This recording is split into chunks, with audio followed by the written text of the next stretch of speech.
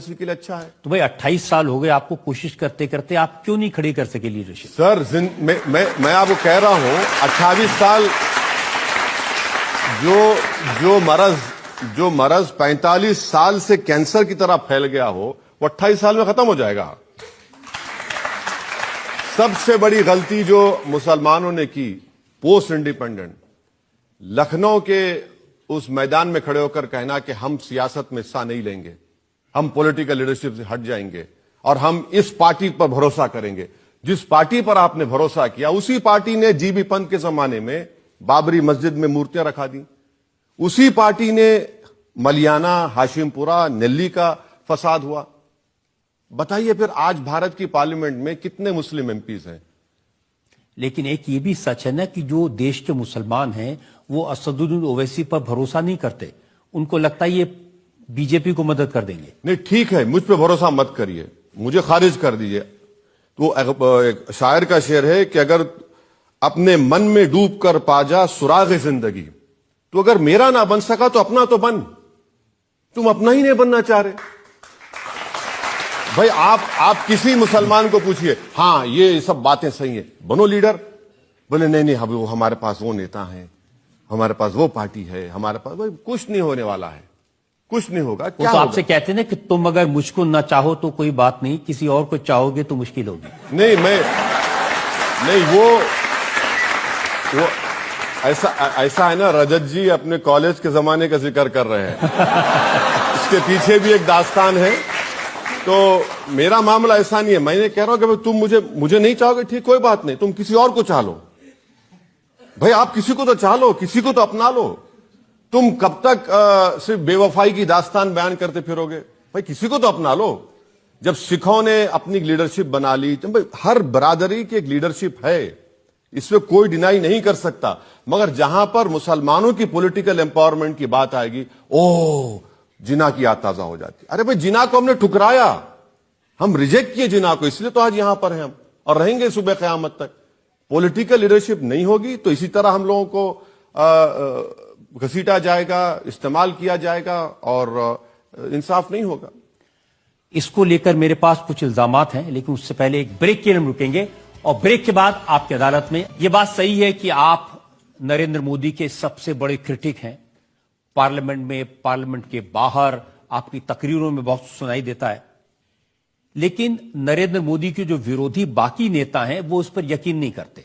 तेलंगाना में राहुल गांधी गए थे तो उन्होंने कहा मोदी के हैं दो यार, ओवैसी और केसीआर। तो मेरा मानना यह है कि मोदी का है यार, वो है राहुल गांधी। मैंने कहा था ये, ओवैसी मध्य प्रदेश में नहीं था, ओवैसी छत्तीसगढ़ में नहीं था, कैसे जीत गए वहां पर? आपने जिताया, आपने सौदा कर लिया क्या मोदी से? एक दिन आप सर एक प्रोग्राम ऐसा करिए कि मैं यहां कटहरे में बैठे रहूं और वहां पर ये तमाम मेरे दूसरे पार्टी के विरोधी खड़े हो जाए, बैठ जाएं। मैं आपको बता रहा हूं 10 मिनट नहीं बैठ पाएंगे मेरे सामने लोग। 306 सीट पर बीजेपी जीतती है और हम लड़ते हैं सिर्फ 3 लोकसभा की सीट। हैदराबाद की आवाम को सलाम, बीजेपी को हराया। औरंगाबाद में 21 साल के शिवसेना के एमपी को औरंगाबाद की आवाम ने इम्तियाज जलील को अपना एमपी बनाया। किशनगंज लड़ते हैं, किशनगंज में हम 3 लाख वोट लेते हैं। कांग्रेस का उम्मीदवार 3.5 लाख वोट लेता है, एक ही सीट जीती है गठबंधन। चलिए 3 ही हो गए भाई, मोदी कैसे जीते 306? इसका जवाब नहीं देते। वो जवाब देते हैं, वो कहते हैं कि हर लीडर पे ईडी का केस है, सीबीआई का केस है, एक ओवैसी साहब ऐसे जिनके घर ईडी नहीं पहुंची। आप देखिए मेरे जिस्म पर बहुत जख्म है। मेरी आदत नहीं है कि मैं दिखाता रहूं कि मेरा जख्म यहां है, मुझे यहां मार लगा, मुझे यहां मार लगा। बहुत से जख्म है। आप क्या समझ रहे हैं कि मैं चीखा मारते फिरूं, रोते फिरूं कि मैं लुट गया, हाय मैं बर्बाद हो गया, मुझे ऐसा हो गया? होता है। अच्छा, जिस दिन मैं सत्ता में आऊंगा जाहिर है ईडी मेरे पास आएगी। जिस दिन मैं मिनिस्टर बनूंगा, जिस दिन मैं कोई गलत काम करूंगा। इसीलिए तो वो कहते हैं ना कि जो मोहब्बत की दुकान है उसके दरवाजे ओवैसी के लिए बंद हैं।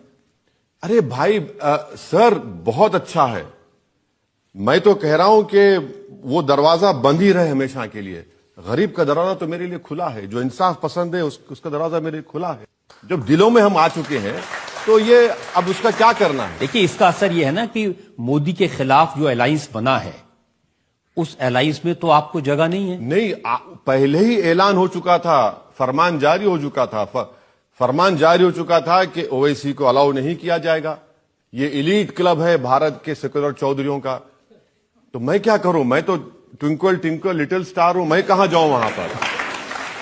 तो मैंने जिंदगी में यही सीखा है कि आपको दरवाजा तोड़कर घुसना पड़ेगा। मैदान ऐसा ही बनाएगा, जाएंगे। नहीं बुलाना चाहे तो मैं क्या करूं? मगर एक बात सुनिए, यूपीए की सरकार में 2004 से 2012 में अच्छे थे। जब कम्युनिस्ट पार्टी छोड़कर चले गई थी, कम्युनिस्ट पार्टी अडवाणी साहब के साथ वोट दिए मनमोहन सिंह के खिलाफ, असदुद्दीन ओवैसी मनमोहन सिंह के लिए वोट दिया जब मैं दूध का दुल्हावा था। अब देखिए अचानक अब कितना बदल गया माहौल। अब एक जमाने में आप ही कहते थे कि आप सबकी लैला हैं, अब आप ऐसी लैला हैं जिसका कोई मजनू नहीं है। तो ऐसा है ना कि लैला मजनू की दास्तान सच्चाई पर है, और ये कम से कम 1400 साल पुरानी दास्तान है, मगर आज भी लोग लैला को याद करते, कल भी लोग लैला को याद करेंगे। तो मेरे मजनू बहुत हैं, तो उससे मुझे कोई इनकार नहीं है। जिक्र खैर तो होगा भाई, जिक्र खैर। अब आपकी अदालत किसके नाम से याद किया जाएगा? जज जी आपके नाम से याद किया जाएगा, चाहे कोई कॉपी कर ले, कुछ कर ले, मगर ओरिजिनल तो आप ही हैं। तो वैसे ही लैला ओरिजिनल है, याद होगा, कोई बात नहीं।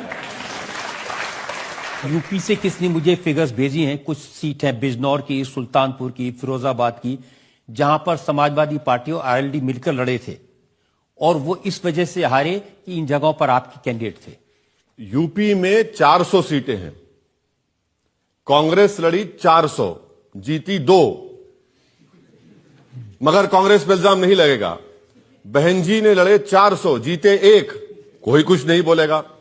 असदुद्दीन ओवैसी लड़े बाबू सिंह कुशवाहा के साथ अलायंस में 100 सीटें लड़े, हम 1 भी नहीं जीते। मगर जो 400 लड़के 2 और 1 जीतते हैं, उन पर कोई कुछ नहीं बोलेगा। अच्छा, अखिलेश यादव 2014 का चुनाव हारे पार्लियामेंट का, 17 का असेंबली का चुनाव, विधानसभा का चुनाव हारे, 2019 का पार्लियामेंट चुनाव हारे, 2022 का विधानसभा चुनाव हार गए। 4 चुनाव हारने के बाद भी उनको आज भी लोग कहते हैं कि भैया तुझ पे जान कुर्बान। और हम दरी बिछाएंगे, मगर मंच पर नहीं।